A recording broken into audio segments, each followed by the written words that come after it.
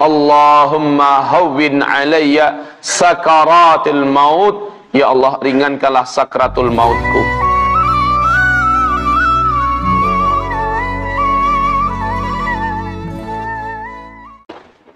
Ibarat Allah yang kami muliakan, ketika Allah Subhanahu wa taala berfirman, kullu nafsin dha'iqatul maut.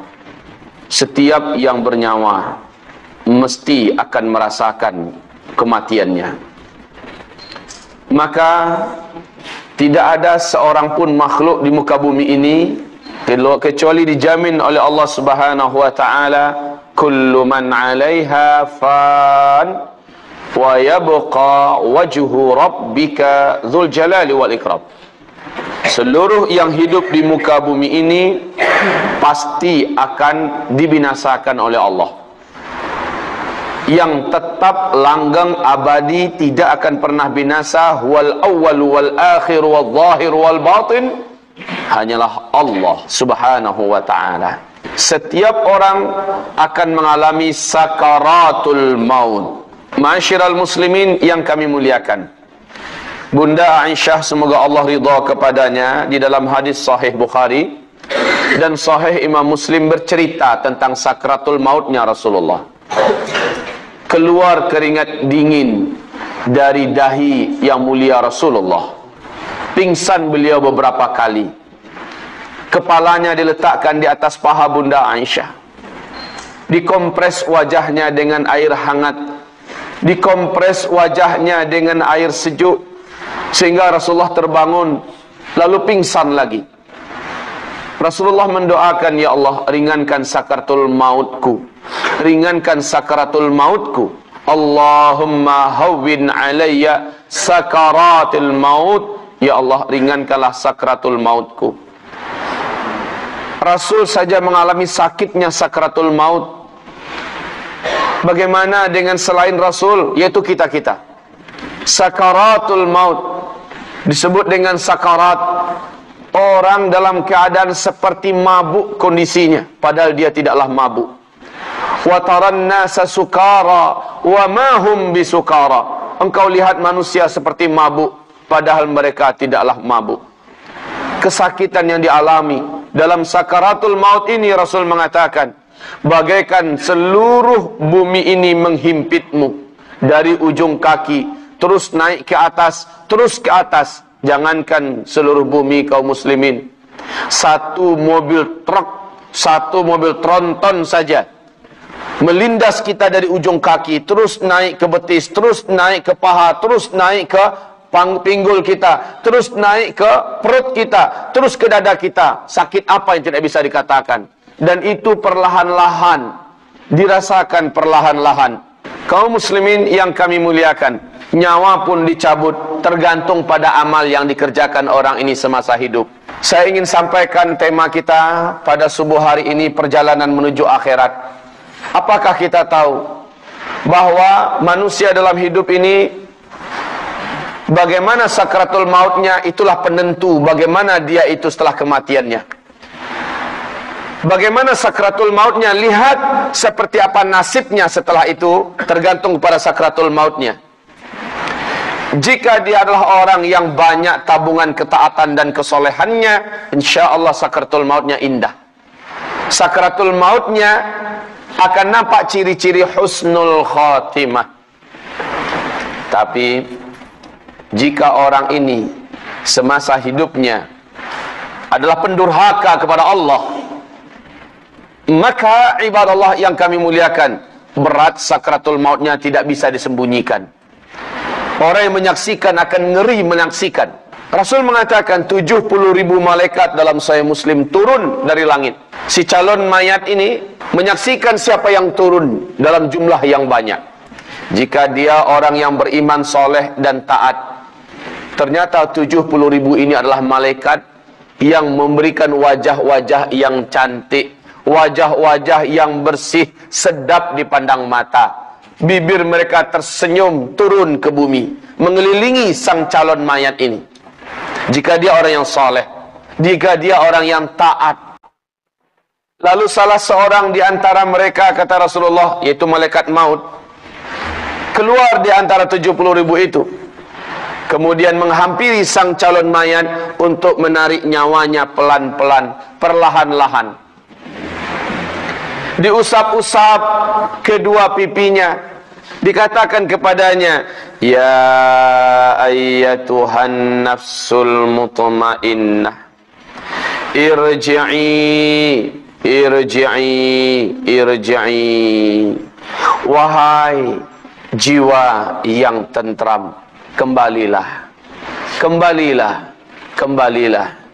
ila rabbiki, kepada sang penciptamu, kembalilah wahai jiwa yang tentram. Dibelai-belai agar ruh mau meninggalkan badan, dibujuk-bujuk, dirayu-rayu dengan perlahan-lahan, irji'i ila rabbiki radiyatan mardiyah, kembalilah, ketahuilah Allah sedang ridha kepadamu, Allah sedang suka untuk bertemu denganmu. Engkau pun suka kan bertemu dengan Allah yang menciptakanmu? Kembalilah, keluarlah wahai ruh, ya ayyatuhan nafsul mutmainnah, irji'i ila rabbiki radiyatan mardiyah. Hamba-hamba Allah yang kami muliakan, langsung kata Rasulullah, dibukakan untuknya tirai gaib. Hanya si calon mayat ini yang mampu melihat apa yang ada di balik tirai gaib itu. Pemandangan surga, subhanallah. Lalu diperlihatkan tempat tinggalnya. Dikatakan kepadanya, ini tempatmu. Ada rumah yang maha besar, maha indah, maha megah, maha mahal, yang tidak bisa terlihat di muka bumi ini. Tak pernah terdengar oleh telinga ada makhluk di bumi ini yang sanggup membuat seperti itu. Ditambah dengan taman-taman yang memukau dan sangat menakjubkan.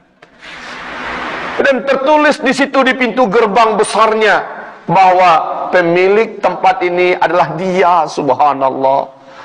Maka dikatakan, fadkhuli fi ibadi wadkhuli jannati, masuklah, bergabunglah engkau ke dalam hamba-hambaku, masuklah, bergabunglah engkau ke tempat tinggalmu, yaitu surgaku, kata Allah subhanahu wa ta'ala. Maka nyawa ini tamak untuk ingin masuk ke situ. Nyawa ini pun mulai melepaskan sedikit demi sedikit bagian tubuh ini. Dengan senang hati dia pun keluar. Walaupun begitu, kata Rasulullah, tetap seperti diiris-iris rasa sakitnya kematian itu.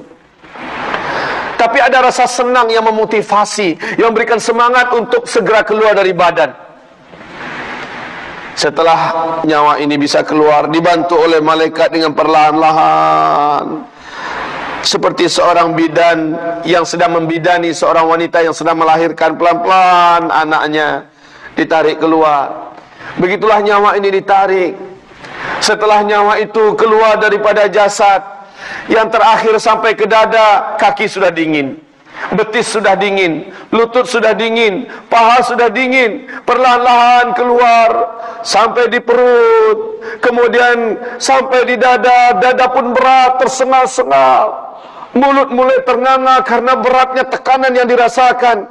Walaupun begitu, ruh masih berusaha untuk keluar dan sampailah ke tenggorokan. Saat itu, ibadah Allah yang kami muliakan, tidak ada lagi taubat yang akan diterima bagi yang belum sempat bertaubat. Saat itu kemudian ruh tersangkut di bagian tenggorokan ini. Jika amalnya banyak, maka ruh ini akan boleh melepaskan ikatan di kerongkongan. Kaum muslimin yang kami muliakan, sakit tidak dapat dibayangkan, tapi inilah sakit terakhir pengampun dosa-dosa seluruhnya. Apabila dia ikhlas dan ridha, ruh pun lepas. Dan kata Rasulullah, tabi'athul basar, yang paling terakhir menyaksikan keberangkatan ruh adalah dua bola mata ini. Dua biji mata ini menyaksikan. Sehingga siapapun manusia yang meninggal dunia, mesti kedua bola matanya menyaksikan keberangkatan roh meninggalkan. Makanya disunnahkan kita menutupnya.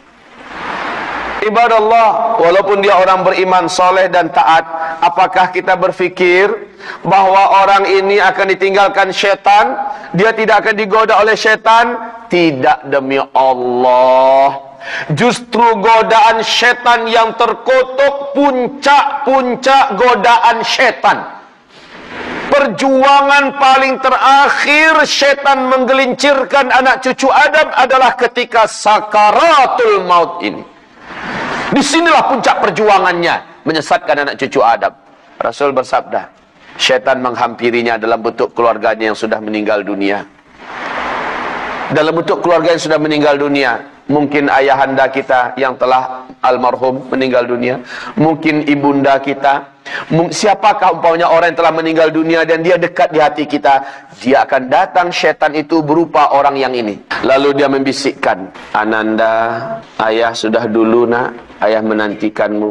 Mak sudah dulu nak, mak menunggumu. Mak rindu denganmu Nanda. Nanda, mak sayang kepadamu. Ketahuilah agama yang lurus itu, agama yang benar itu adalah agama Yahudi nak. Masuklah engkau ke agama Yahudi ini. Anggukkan kepalamu, isyaratkan engkau setuju nak. Bagi syaitan itu cukup pak. Kalau dia syaitannya syaitan Nasrani, maka dia akan menggoda nak. Agama yang benar itu adalah agama Nasrani nak.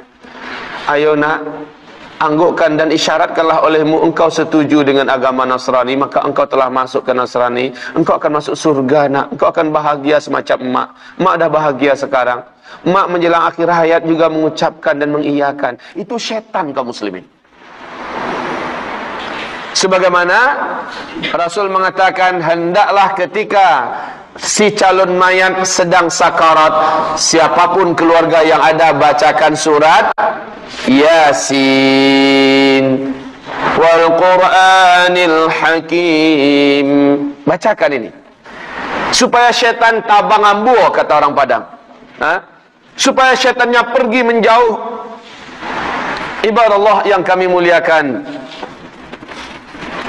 laqinu mautakum la ilaha illallah. Diperintah oleh talqinkan.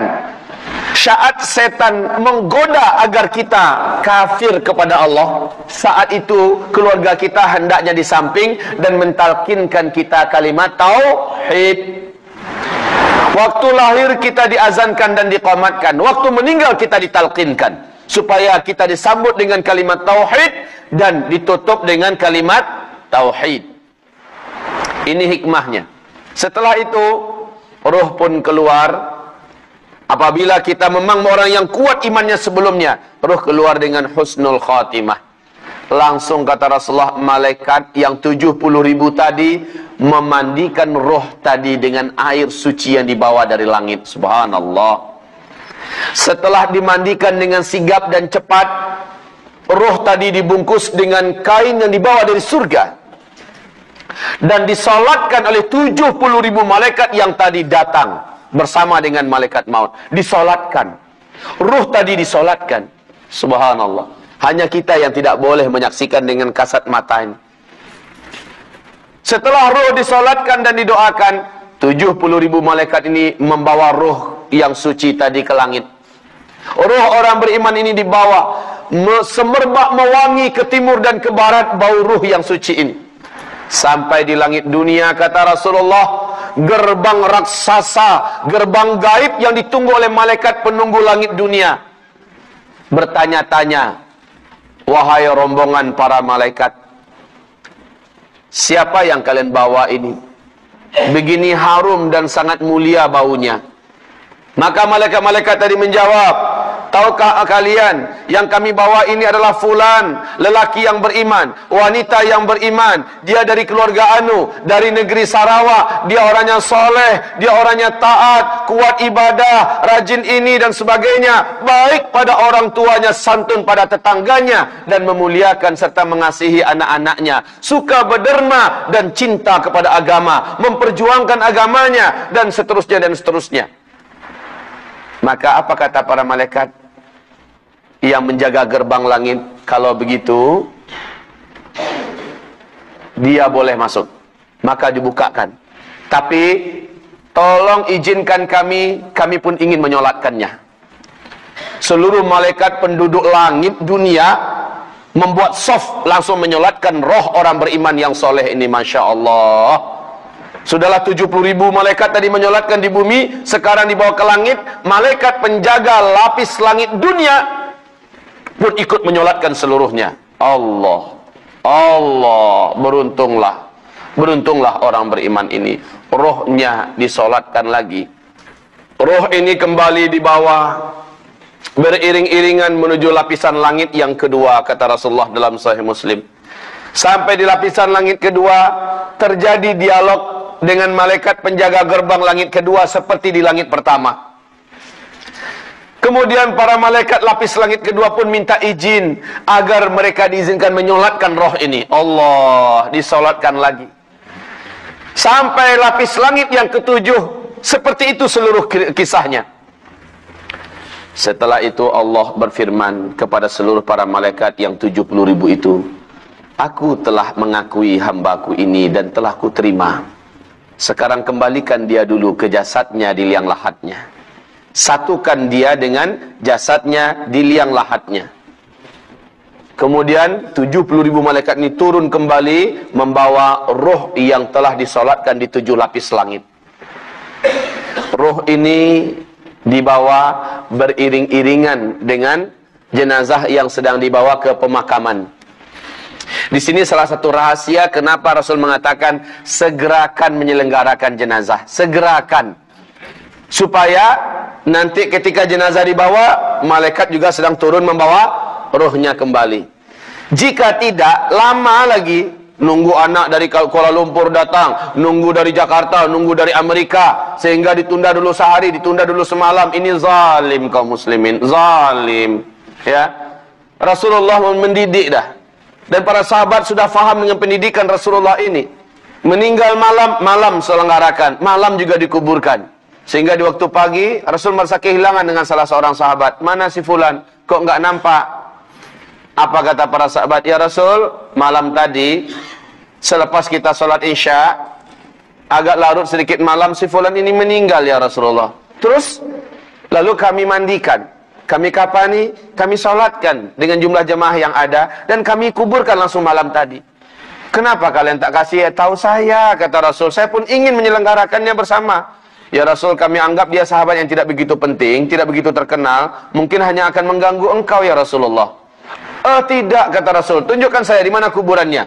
Setelah ditunjukkan itu kuburannya ya Rasulullah, Rasul pun datang ke sana dan menyolatkannya di situ. Ini hadisnya Sahih Bukhari. Dan menyolatkannya setelah dia dikuburkan. Rasulullah memang menganjurkan demikian. Jadi tak ada tunggu-tunggu itu kaum muslimin. Tunggu dulu anaknya, tunggu dulu tiketnya belum dapat lagi, besok mungkin. Masya Allah nih, ibarat Allah ini zalim kepada roh yang sudah dibawa oleh malaikat tadi. Terkotang-katung. Ibarat Allah yang kami muliakan, saat jasad dimasukkan ke liang lahatnya, kemudian papan pun ditutup, papan liang lahat, dan mohon dibedakan, kita bukan Yahudi, kita bukan Nasrani. Liang lahat umat Islam itu, kata Rasulullah dalam Sahih Fikih Sunnah, bukan dan jangan pernah sama dengan liang kubur orang Yahudi, orang Nasrani. Memang betul-betul dibuat di pinggir lah. Ini kedalaman 2 meter, ya kan? Ini kedalaman 2 meter, gali liang lahatnya di pinggir ini. Yang namanya lahat itu adalah menyamping ke dalam, itu namanya lahat. Ya. Kalau dibuat di tengah macam itu, ini seperti ini, kemudian dibuat lagi seperti ini, baru taruh mayat sini, ini meniru Yahudi dan Nasara. Kalau kita buat lahat, saya tak tahu di Malaysia macam mana. Yang disebut maksud dengan lahat itu. Indonesia sekarang sudah marak seperti ini kuburannya, habis itu di sini mereka buat udah marak, udah banyak maksudnya yang membuat macam ini. Dan ini bukan cara Islam. Yang cara Islam itu masukkan ke samping, baru nanti disusun dengan papan menutupnya, baru ditimbun dengan tanah. Insyaallah di sini macam itu juga kan? Alhamdulillah. Kaum muslimin khaliful yahud wan nasara fi kulli syai', kata Rasulullah. Selisilah oleh kamu, mesti berbeda kamu dengan orang Yahudi dan orang Nasrani dalam segala hal, termasuk membuat lahat. Saat dimasukkan ke lahatnya, dikasih papannya, tanah pun ditimbun, dipadatkan, ditambah lagi, dipadatkan, ditambah lagi, akhirnya sampai ke atas. Kaum muslimin, setelah selesai di atas, bedakan sedikit, beri unggunan agak sedikit, kasih tanda bahwa di sini bagian kepala. Dikasih tanda dengan batu nisankah atau dengan kayukah atau apa, bahwa ini adalah kuburan. Setelah itu tidak di sana didoakan, Rasul menganjurkan, doakan setelah kamu meninggalkan 7 langkah terakhir. Is'alullaha limautakumut tathbita fa innahu al-ana yus'alu. Sekarang kata Rasul, sekarang doakan keluarga kamu, saudara kamu yang baru kamu kuburkan ini. Doakan, sekarang dia sedang ditanya oleh 2 malaikat Munkar dan Nakir. Doakan kepada Allah agar Allah kuatkan lidahnya, agar Allah kuatkan hatinya. Kenapa begitu? Rasulullah bersabda, saat langkah yang terakhir dari orang yang paling terakhir meninggal kuburan, di langkah ke-7-nya, si mayat di dalam liang lahat tadi sudah disatukan oleh Allah dengan ruh, oleh malaikat dengan rohnya. Dia hidup, Pak, seperti kita hidup sekarang. Hanya tak boleh lagi menggerakkan badan, tidak boleh lagi memanggil, "Oh, jangan tinggalkan aku." Sudah tidak bisa. Tetapi dia menyaksikan semua, Pak, si mayat ini seperti kita menyaksikan. Pemandangan kubur saat itu memang mencengkeram dan menakutkan. 2 malaikat datang, kata Rasulullah. Hanya si jenazah yang sudah bersatu kembali dengan rohnya yang mampu menyaksikan ini. Wajah 2 malaikat itu begitu garang, begitu marah. Mata 2 malaikat ini, mata merah yang membara. Suara malaikat ini menggelegar bagaikan petir di pangkal telinga. Keras sekali.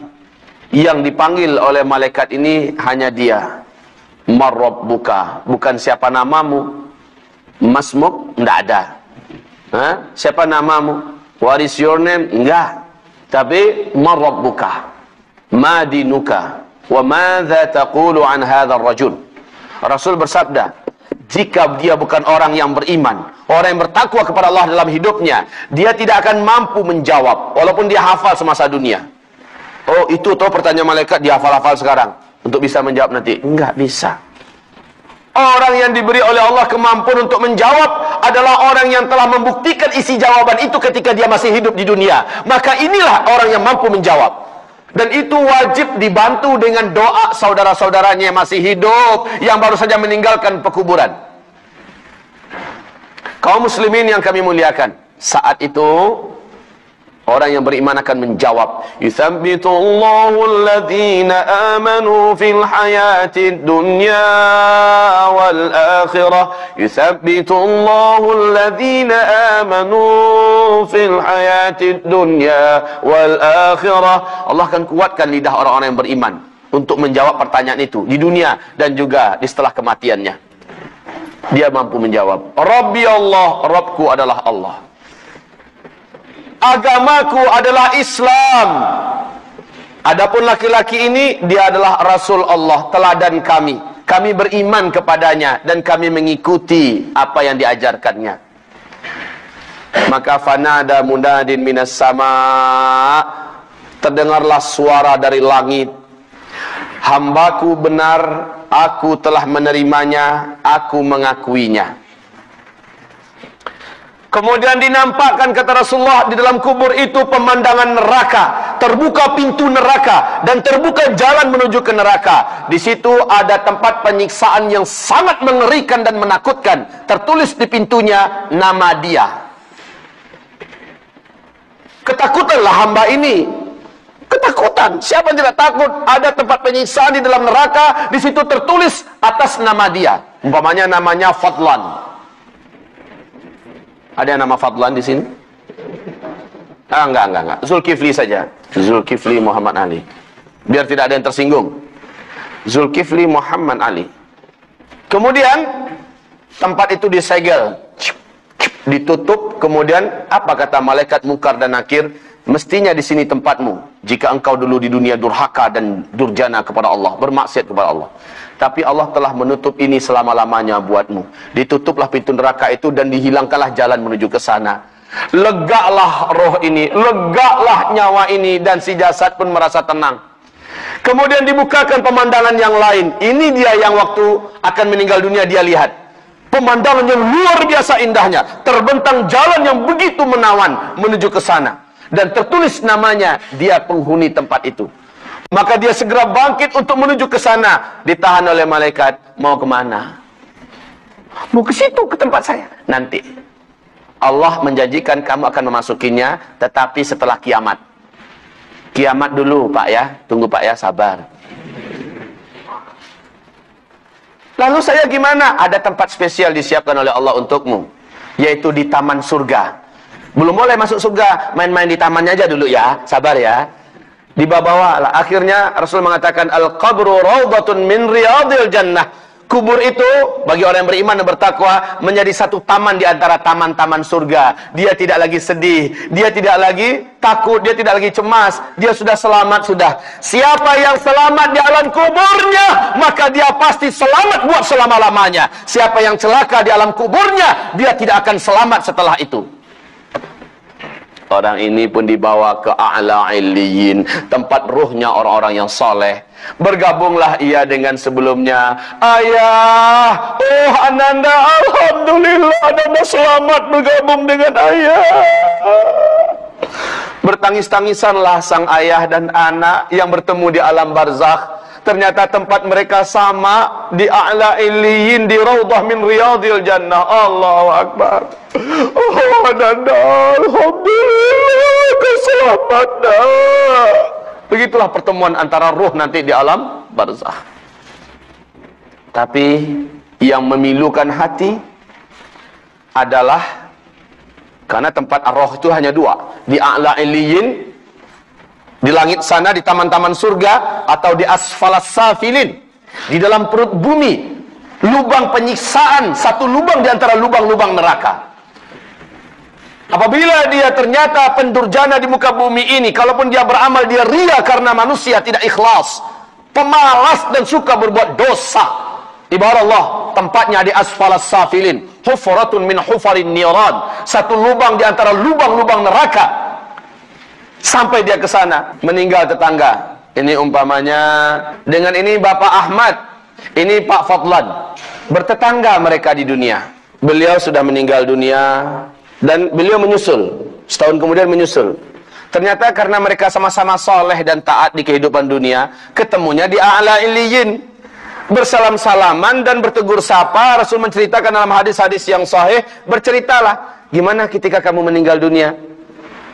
Anak-anak saya ketemu oleh kamu. Iya iyalah ketemu. Gimana? Wah, anakmu soleh, taat, beriman, segala macamnya. Alhamdulillah, kata beliau, alhamdulillah ya Rabb. Ya Rabb, terima kasih engkau telah memberi kepada anak hamba keistiqomahan.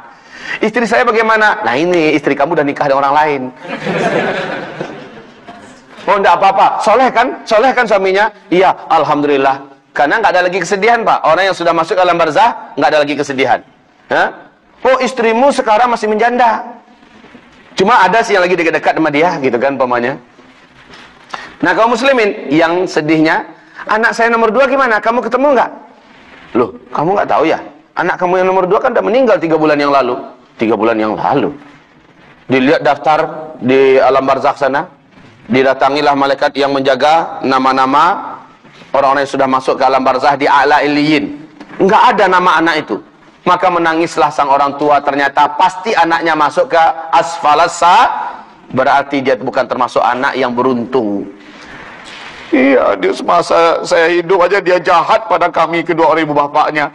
Dia suka mempermainkan sholat segala macamnya. Sekarang udah mati anak saya. Udah, ya Allah. Sudah. Kaum muslimin yang kami muliakan, masuk ke dalam asfalas safilin. Na'udzubillah.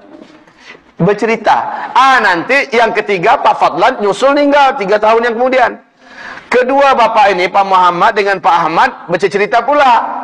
Beliau mengatakan, bagaimana dengan istri saya? Istrimu sekarang sudah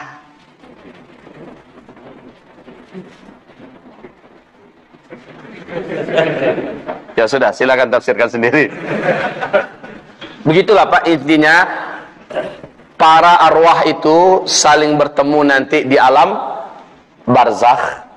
Jika memang mereka orang-orang yang soleh dan bertakwa, mereka saling bercerita, bernostalgia tentang hidup. Untung ya kita dulu mendengar pengajian Kiai Zulkifli.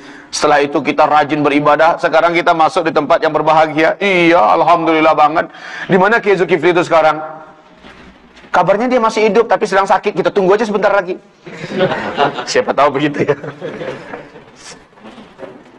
Kaum muslimin yang kami muliakan, selesai sudah cerita ruh orang yang baik. Mau kita lanjutkan? Boleh? Sampai pukul berapa? Astaga.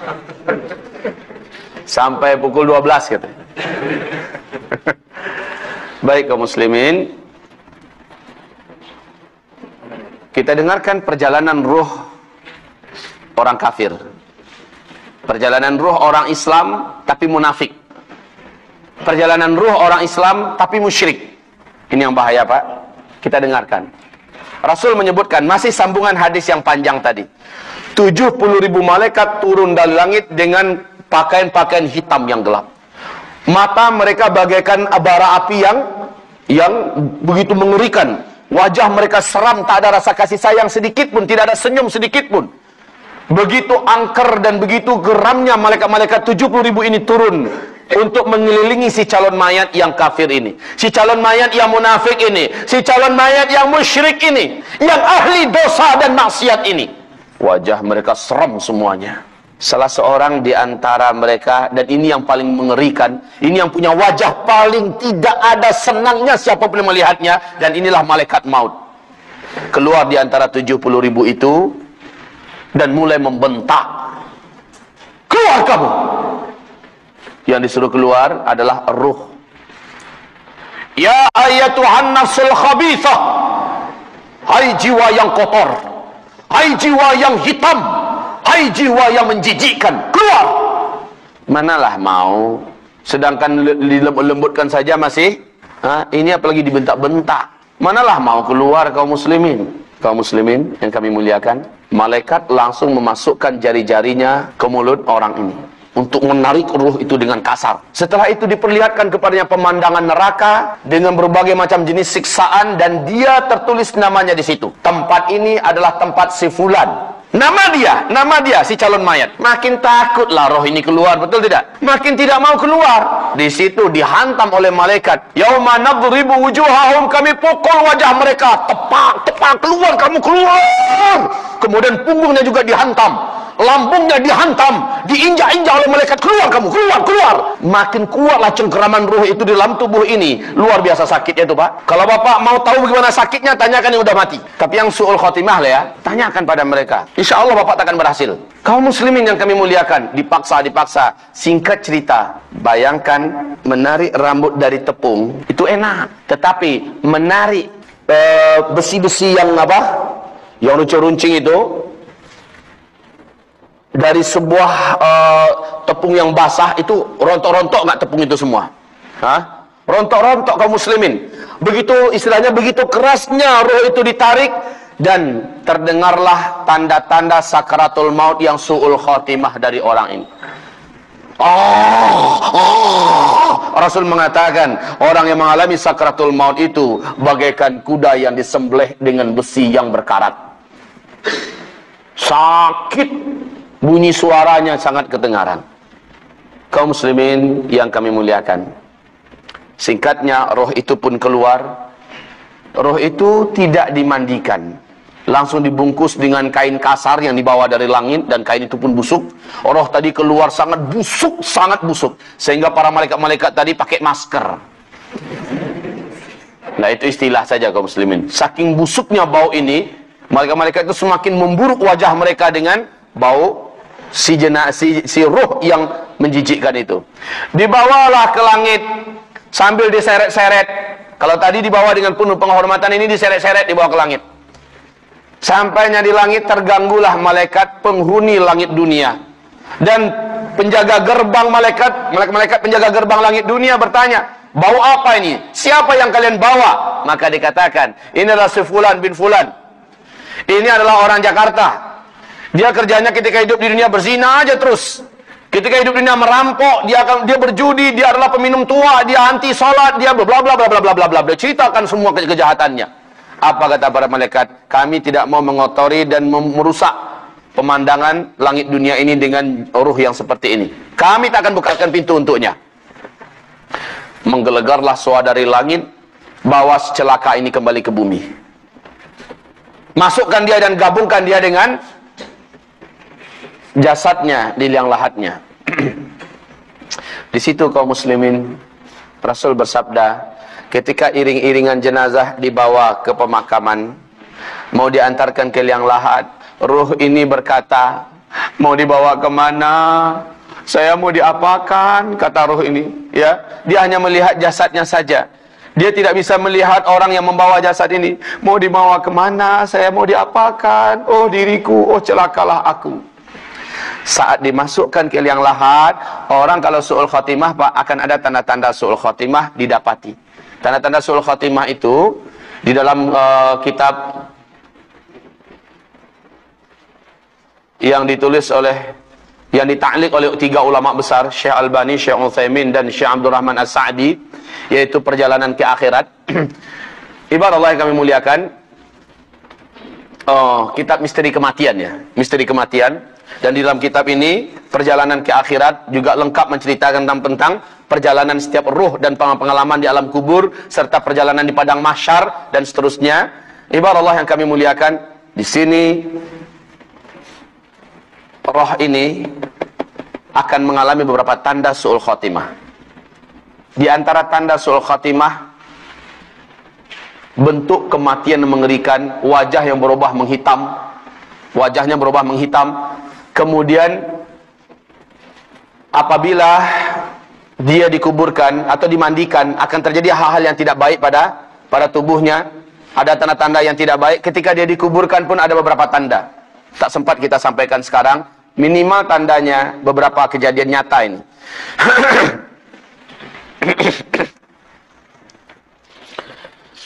Seorang pemuka agama di Kabupaten 50 Kota di Sumatera Barat.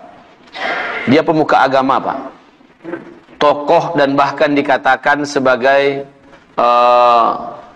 khalifah lah, kalau kata orang-orang pengajian di Sumatera Barat. Meninggal dunia. Meninggalnya juga ngeri. Ngeri meninggalnya. Padahal dia tokoh agama. Seorang khalifah malah diistilahkan. Kemudian dimandikan, dikapani, dan disolatkan, diantarkan ke pekuburan. Waktu mau dimasukkan, liang lahatnya itu menyempit, jadi tak muat. Kemudian ditarik balik ke atas jenazah tadi, dilapangkan balik, digali dengan skop, dibuang tanahnya ke atas, diperlebar, diperbesar, dimasukkan lagi, sempit lagi. Memang sempit kaum muslimin, tak muat. Macam cocok untuk anak umur 5 tahun ke bawah aja. Semua yang menyaksikan takjub. Itu dari pukul 2:30. Ya, dari pukul 2:30. Tahu tidak sampai jam berapa? Sampai menjelang maghrib. Bolak-balik dimasukkan, tidak dapat. Menyempit terus tanahnya.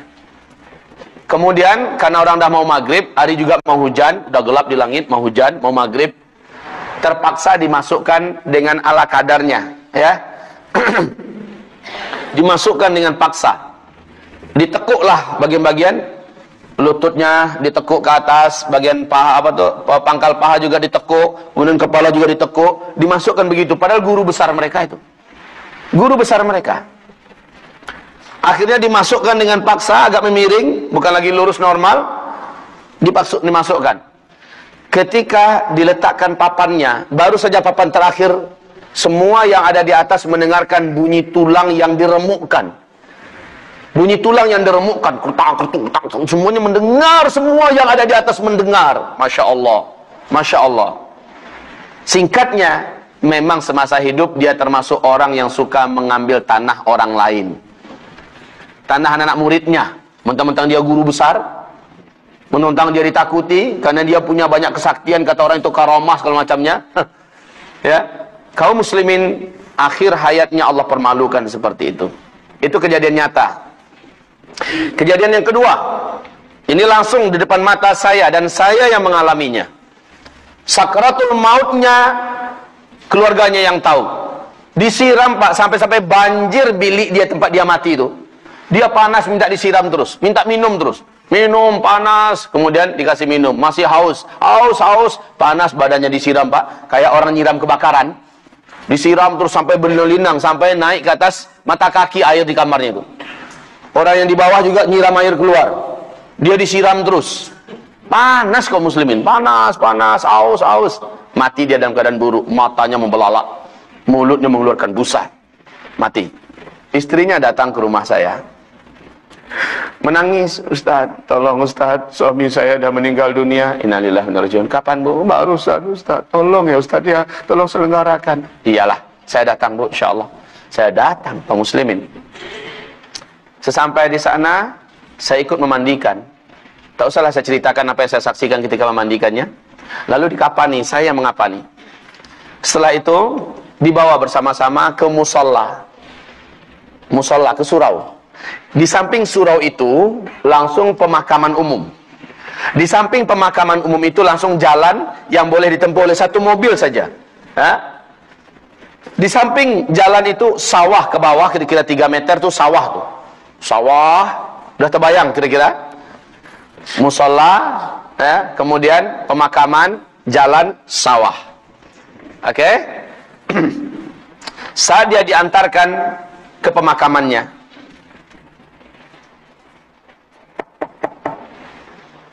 sudah siap dibawa ke bawah jenazahnya untuk dimasukkan ke liang lahatnya. Udah mau masuk begitu, tiba-tiba di kaki kami semua, orang-orang menjerit, awas, ular, kata orang. Ada seekor ular besar hitam, panjangnya mungkin 2 meteran. Panjang kaum muslimin, besar ularnya. Ular itu berjalan di sela-sela kaki orang. Biasanya ular kalau melihat orang lari. Jangankan orangnya banyak, satu aja ularnya yang lari, betul tidak? Yang ini malah ularnya main di sela-sela kaki orang. Kemana perginya? Menuju ke lubang kuburan. Setelah dia sampai di lubang kuburan, maka dia langsung menjatuhkan diri ke dalam. Lah yang membawa mayat, yang menampung mayat tadi, tahu enggak apa yang dilakukan oleh mereka? Takut. Ya takutlah. Masa ular masuk ketawa mereka? Nggak ada itu. Takut semuanya. Dalam ketakutan itu, ular tadi langsung masuk ke liang lahat. Masya Allah, memilih posisi di liang lahat. Seperti nunggu dah, cepat, masukin, cepat. Saya udah tak sabar mau. Udah seolah seperti itu, kaum muslimin. Akhirnya jenazah ini main lempar begitu aja. Disusun papanya secara acak, mereka lari ke atas. Ular hitam, kemudian ditimbun. Masya Allah. Jenazah dan ular sudah ada dalam satu liang. Sorenya datang adiknya. Adiknya tinggi. Seluruh badannya penuh dengan tato. Ternyata adiknya ini pun datang seperti orang setengah mabuk. Ustaz,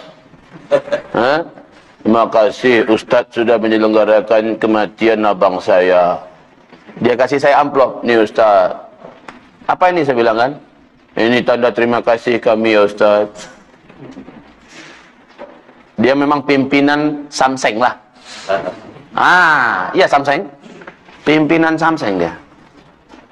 Saya katakan, ambil balik ini. Kasih sama anak-anaknya. Anak-anaknya lebih berhak menerima ini. Allah, kami segan sama Ustaz. Nak ada segan-segan, bawa aja pulang. Makasih Ustaz.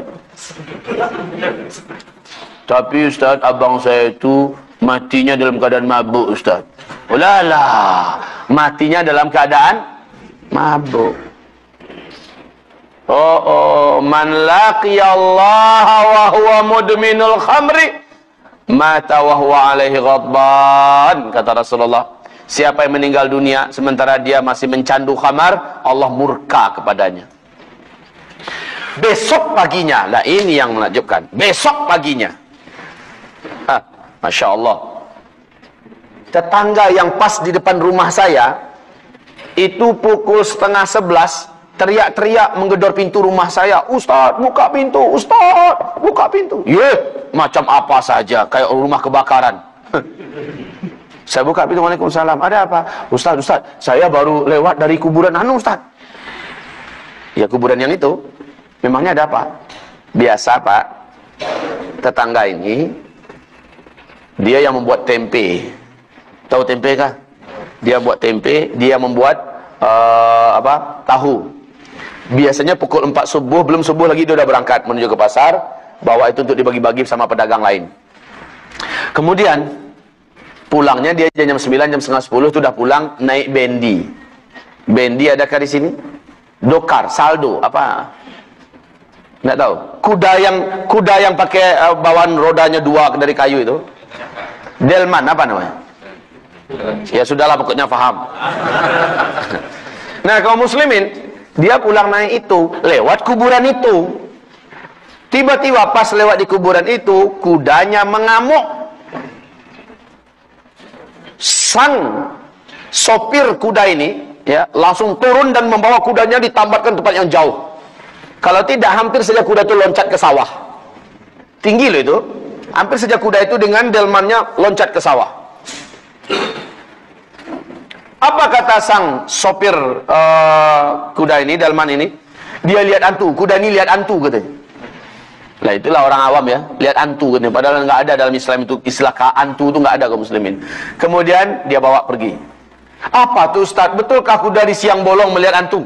Di siang bolong tuh terang begitu hari, apalagi pagi, masa lihat hantu? Iya nggak Ustaz? Katanya. Saya katakan, pernah kejadian sama dialami oleh Rasulullah. Beliau lewat di beberapa kuburan, sementara beliau menunggangi unta, tiba-tiba untanya mengamuk. Rasul sigap turun dan untanya dibawa jauh dan ditambatkan di sebuah batang pohon kurma. Lalu Rasul bertanya, kuburan siapa ini? Ini kuburan siapa? Kata Rasul. Salah seorang sahabat menjawab, saya tahu ya Rasulullah, yang itu kuburan Fulan bin Fulan dari kabilah Anu, dari suku Anu. Yang satu lagi ya Rasulullah, itu kuburan Fulan bin Fulan dari kabilah Anu, dari suku Anu. Innahuma yu'adzabani wa ma yu'adzabani min kabir. Mereka sekarang ini dua-duanya dalam kubur ini sedang diazab, padahal itu waktu duha. Itu waktu duha. Mereka sekarang ini sedang diazab, wa ma yu'adzabani min kabir. Bukan karena dosa yang sangat besar mereka diazab, tapi mereka diazab. Amma ahaduhuma, salah seorang di antara mereka disiksa karena ketika hidup di dunia kencing dia. Loh, kita kencing semua nih. Pipis, buang air kecil, tapi dia terbuka dari pandangan umum. La yastatiru min baulih, dia tidak menutup diri ketika buang air kecil. Satu, yang kedua, dan dia tidak memberi pembatas antara dirinya dengan tempat dia membuang air kecil itu. Karena Pak, kalau langsung nembak ke lantai, maka percikannya akan kena ke la yastanji min baulih. Dia tidak bersuci dan dia tidak pakai pembatas, dia terbuka dari pandangan orang. Jadi maaf nih, orang-orang yang pipisnya suka nembak dinding, suka nembak batang pohon, ban mobil.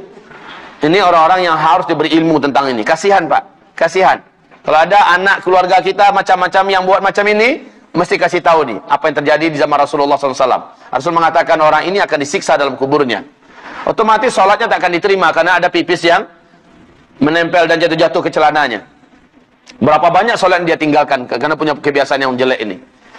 Yang kedua kata Rasulullah, yamshi fin nasi bin namimah. Kerjaannya semasa hidup di muka bumi suka mengadu domba orang, membuat orang yang mesra jadi membenci, membuat orang yang berteman menjadi saling bermusuhan, suami istri jadi bercerai, membuat ulama difitnah lalu masuk penjara dan segala macamnya. Ini orang-orang yang macam ini disiksa. Selanjutnya ibarat Allah, ruh itu dimasukkan ke liang lahat, bersatu dengan jasadnya. Dua malaikat mungkar dan nakir datang kepada ruh itu, bertanya dengan pertanyaan yang sama, suara yang menggelegar. Saat itu karena dia tidak punya amal yang cukup di dunia, maka dia tidak mampu menjawab dan memang tidak bisa dia menjawab. Lidahnya berusaha untuk menjawab apa yang mungkin sudah dia kenal dan dia dengar ketika di dunia. Tapi kata Rasulullah dalam hadis itu bahasanya cuma begini,